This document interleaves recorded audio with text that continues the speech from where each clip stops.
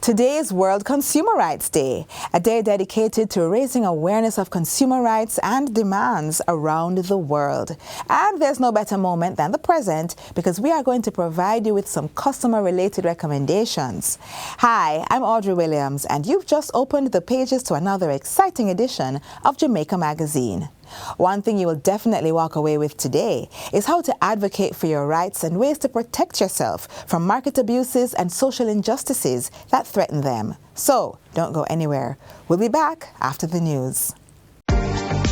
Public passenger vehicle operators and commercial carriers, renew your road license online. It's as easy as 1-2 click. Visit the Transport Authority website at www.ta.org.jm. Choose your license type and click Apply Now. Sign in or create an account with your email address and complete the application process, uploading all relevant documents. Make payment using a debit or credit card. Once your application is approved, the Transport Authority will email you to collect your sticker. Pick up your sticker in office or utilize our courier service. Once the sticker is collected, your digital road license will be emailed to you. For more information, call the Transport Authority toll-free at 888-991-5687.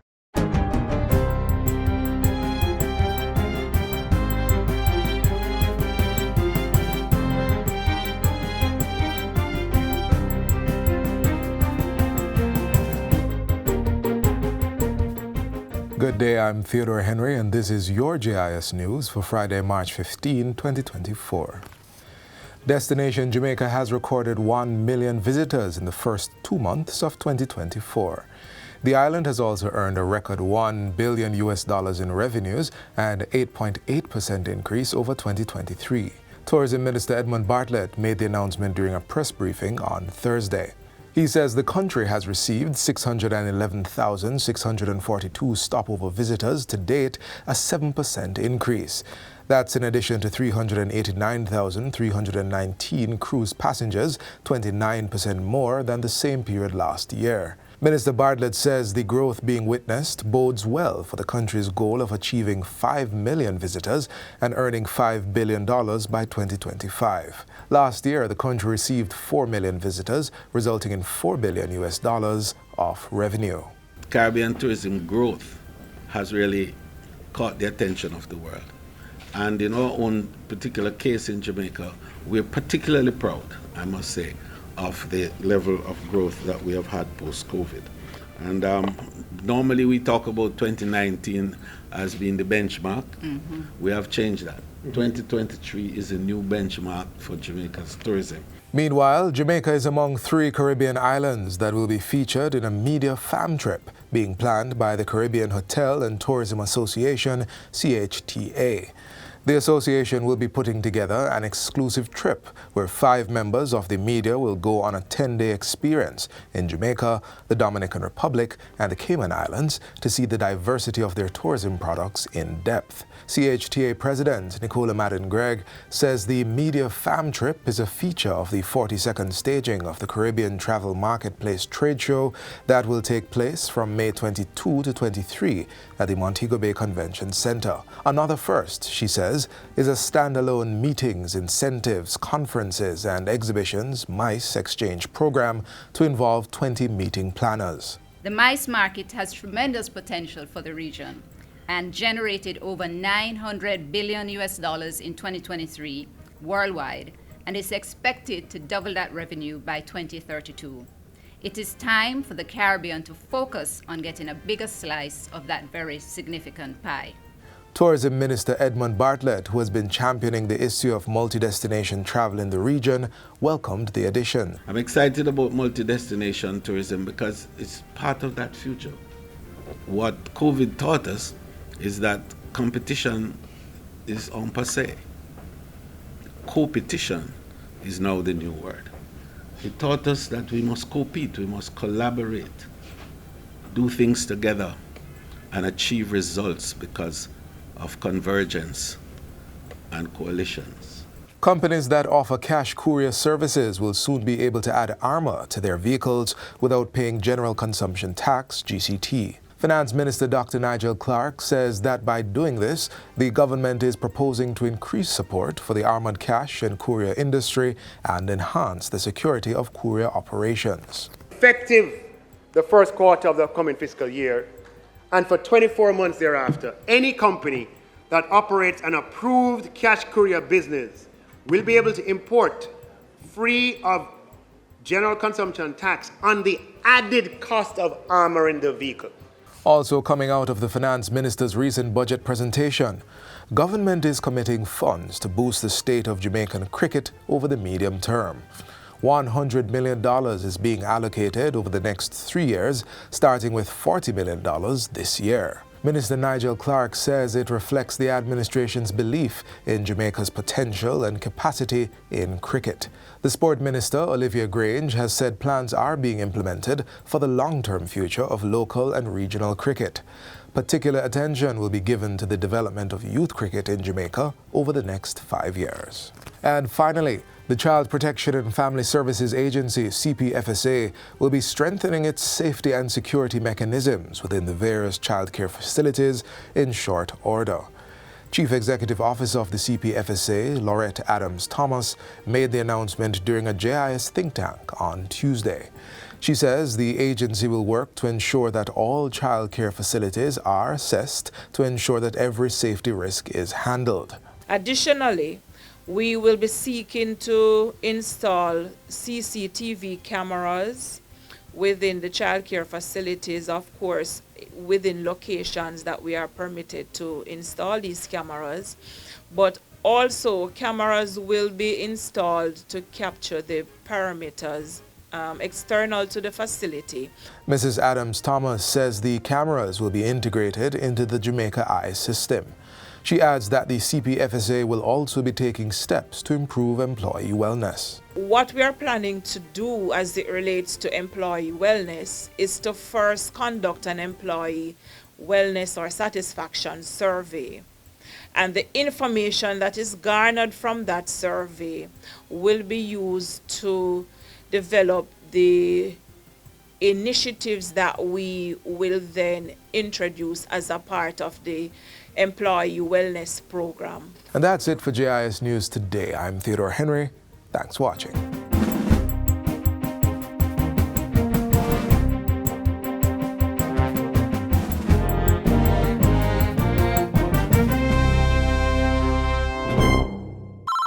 Calling all creators, join the JIS Creators Challenge. We want to see your unique perspective on why you love Jamaica. Whether it's through a Jamaican adventure, arts and craftsmanship, or Jamaican cuisine. A party lifestyle or a celebration of our Otamaniwan people culture. Unleash your creativity in a video 1 minute or less, showcasing why you love Jamaica. Follow us on all our platforms for more info on how to enter and prizes to be won. Stay tuned! Thank you for staying with us. Now a message from Senator Aubin Hill as we continue to commemorate World Consumer Rights Day.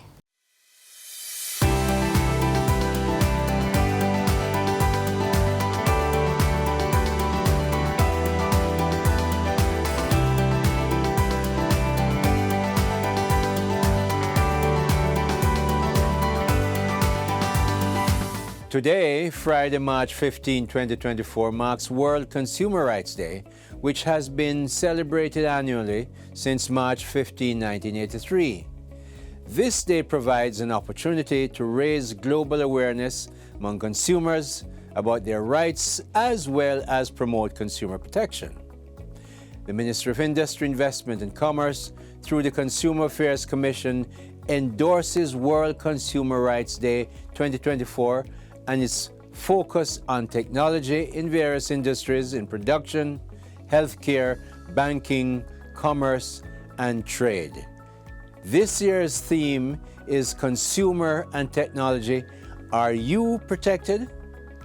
As Jamaica's business ministry, we are cognizant that businesses are increasingly relying on emerging technology to improve efficiency and unlock new opportunities. Over the past 3 years, consumer use of mainstream and emerging technology in various aspects of their lives has increased, especially in e-commerce, banking, and data protection.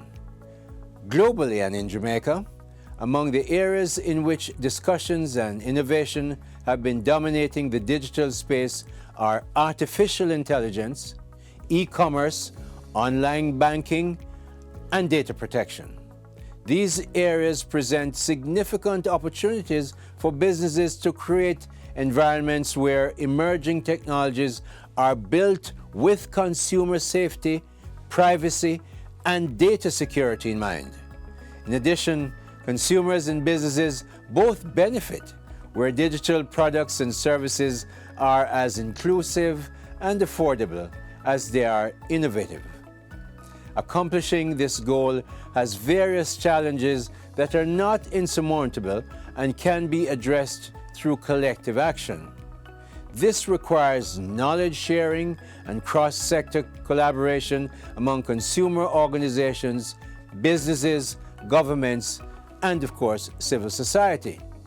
The Consumer Affairs Commission, as the leading regional consumer protection body, has embraced these advances and will seek to utilize the innovations developed to protect the rights and responsibilities of consumers. So, happy World Consumer Rights Day, Jamaica.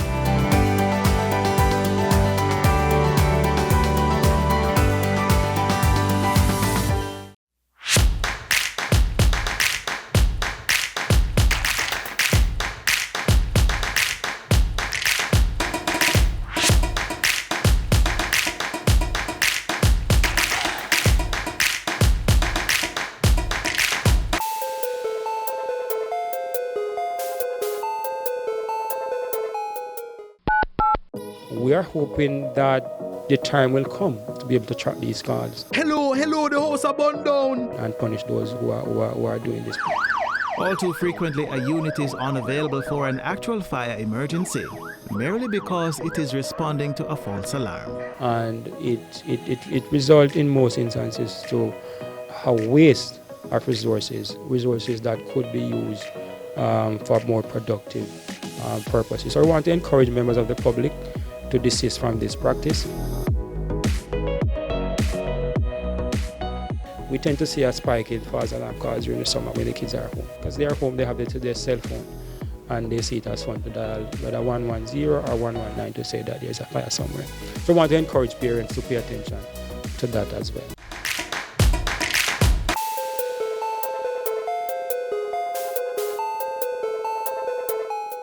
One thing for sure, it's difficult to predict a professional path before the age of 13, but you can certainly start thinking about it.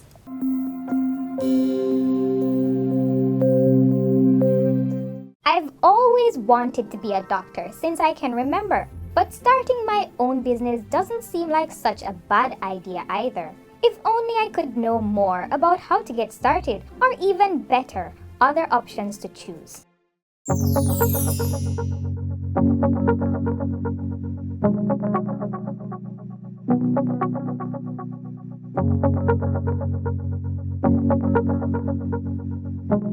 Hi, I'm Nero Christian, principal of Angels Primary School.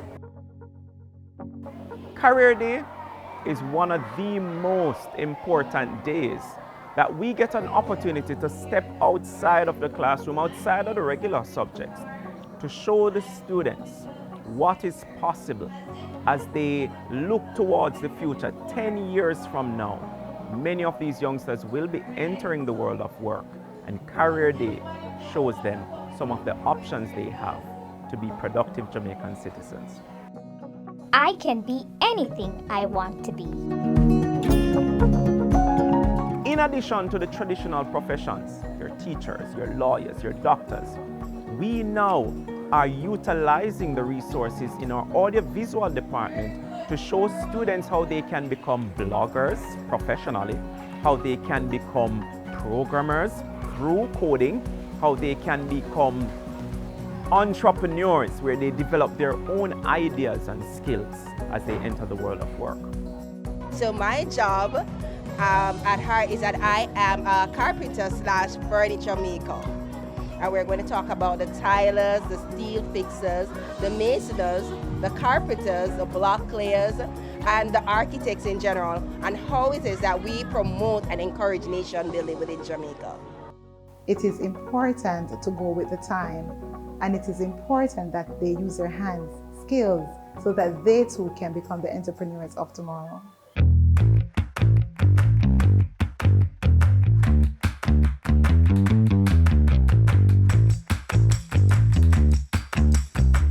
Some of our best career option, and I would look at the builder, because you know, we always need houses to live in. So when you go into building houses, you are doing a great thing for our society. Also, we would look at the doctors, because you know, persons get sick every day. We look at the nurses. We also look at the teachers, the firemen, the soldiers. They are excellent career choice because you will be serving your nation. As a student, I am filled with lots of possibilities, and I am promised to be anything I set my mind to be. I love career day at my school because I can get to see other careers. And they would walk up to you and say, "Miss, when I grow up, I am going to be a doctor." And it warms your heart because you will say in a few years, "I taught that child at grade 2 or at grade 3.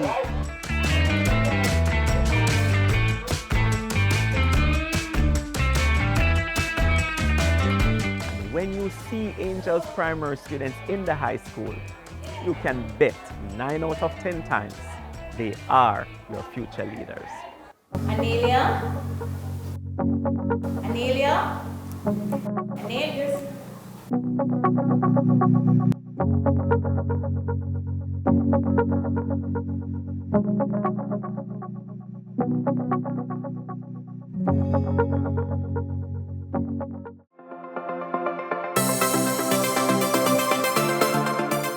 Teachers, students, all stakeholders in education, parents, this transformation is not going to be possible without you.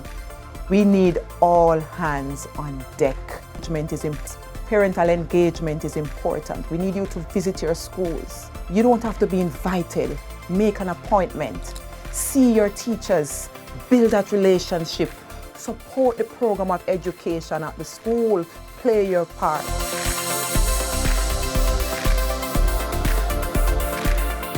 In our next feature, we'll look at how the Revenue Protection Department protects the largest consumer, the government.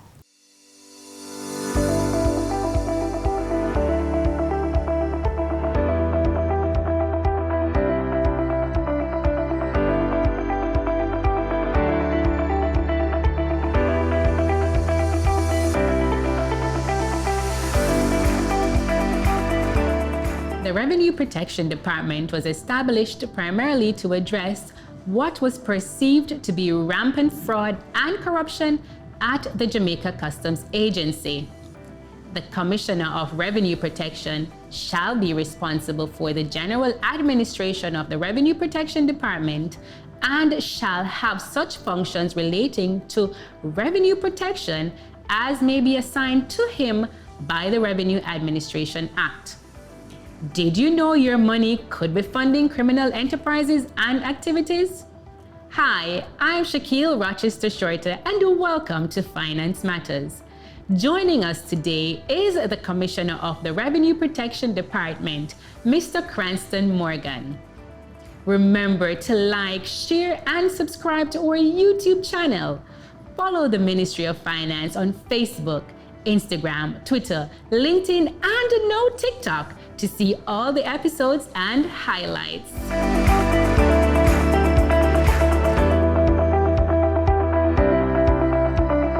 Mr. Morgan, thank you for joining us on our program today. But before we dive into things, I want you to tell us about the role and function of the Revenue Protection Department. Well, first of all, thank you for having me. It's a pleasure being here. The role and functions of the Revenue Protection Department are set out in Section 6 of the Revenue Administration Act. There are three main things: to lead investigations into fraud and corruption against the revenue, to assist other departments, revenue departments, in doing these investigations and assist in implementing programs that will deter or detect fraud or corruption. So, Mr. Morgan, I hear you talking about investigating, assisting, deterring people from doing fraudulent activities. Right. But tell us, what is the RPD doing really, like a real life scenario, to protect the country's revenue? Okay, so we take a multifaceted approach to protecting the revenue.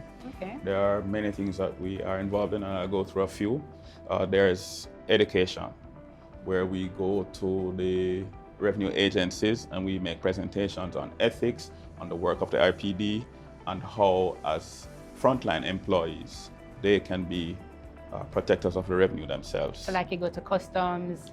Yes, Where mostly tax administration. Okay, as of late, we've been to other entities as well. Okay. For example, the Ministry of National Security. So that's education. We do vetting or background checks for prospective or current employees of the revenue services and other entities. For example, Betting, Gaming and Lotteries Commission, we've done for them. We've done for Students' Loan Bureau.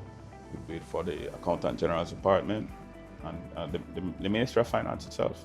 Okay, so that's how you're protecting, those are some of the measures. Yes, there are other ways, but yes, those are. That you're protecting the country's revenue. Right. Tell us about a major bust that you've experienced in your time as a commissioner. Not whilst I was commissioner, but whilst I was at the RPD. Okay.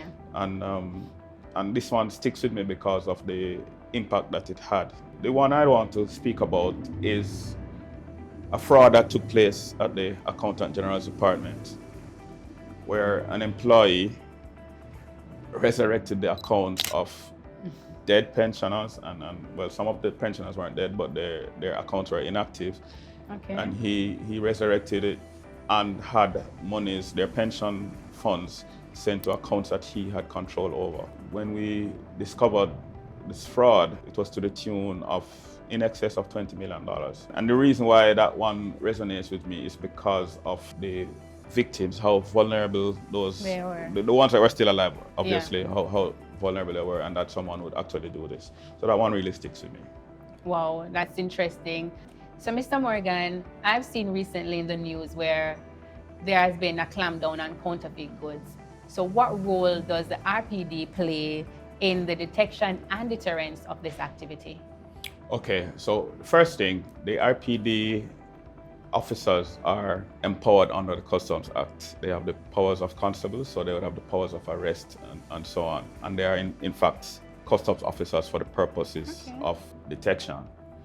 The RPD, along with Jamaica Customs, does joint inspections at the ports to examine cargo, where we detect that cargo may be in breach of the Trade Act, where there are counterfeit goods, or any other breach of customs. Okay. Those goods are detained or seized. Further to that, where we realize that there are persons who are involved in the regular importation of these items, we will partner with our other partners, CTOC or MOCA, to do post-clearance.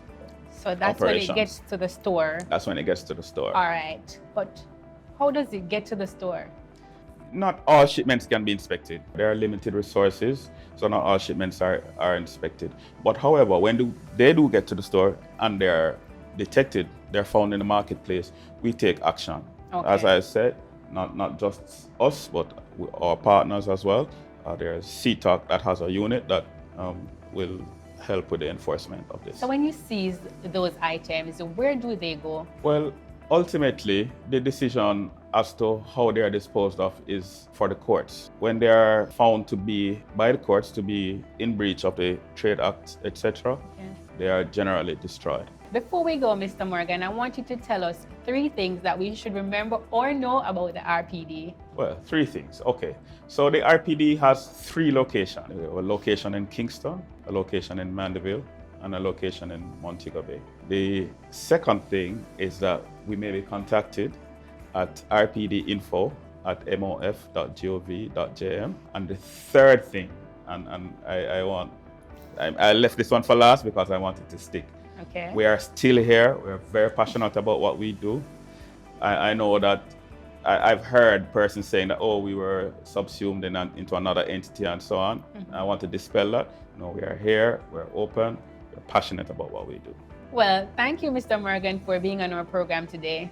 Thank you for having me. And thank you for joining us for another episode of Finance Matters. Remember to follow us on social media at MOF Jamaica and tune in next week as we continue to demystify the economic and fiscal policies and initiatives implemented by the government to empower Jamaicans as we chart a path to Jamaica's economic prosperity.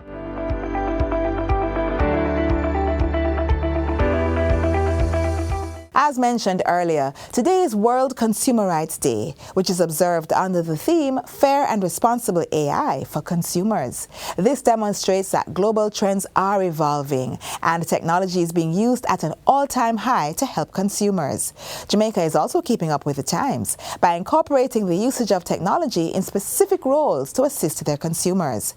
That being said, the Consumer Affairs Commission, CAC, plans to launch a new data collection survey in the upcoming months.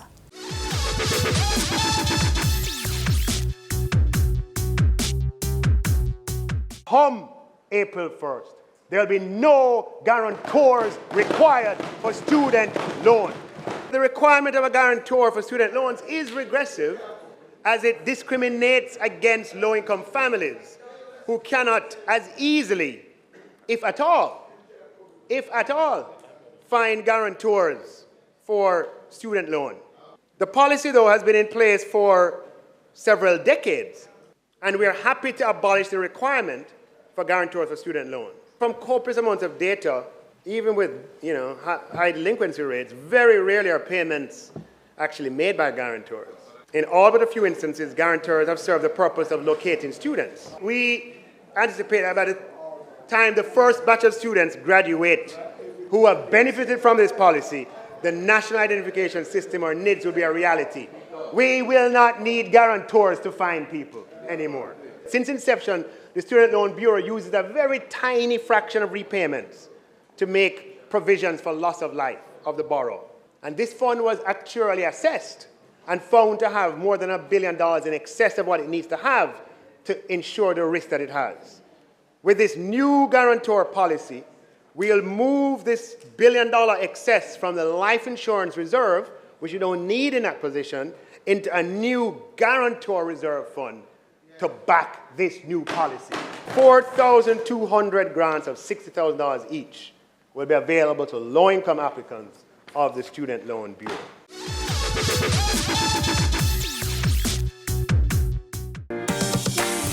Have you heard? Starting April 1, 2024, the JUTC fares will drop by 50%. And here's your key. To enjoy these savings, you'll need the JUTC Smarter Card. The JUTC fares come April 1, 2024 will be as follows. Regular fare, $50, children's fare, $20, and the fare for pensioners, $25. But wait, there's more. New and existing cardholders will benefit from an additional 3 free rides. Ready to hop on board? Swing by the Halfway Tree Transport Center, JUTC's downtown hub, or the Greater Portmore office to obtain or replace your Smarter Card. Just bring your ID, birth certificate, and the cash to load onto your Smarter Card. Don't miss out on this opportunity. Sign up today and secure your Smarter Card.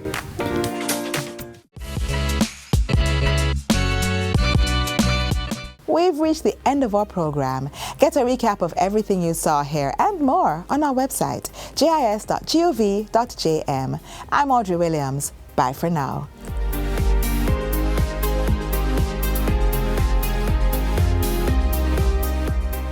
This has been a production of the Jamaica Information Service, the voice of Jamaica.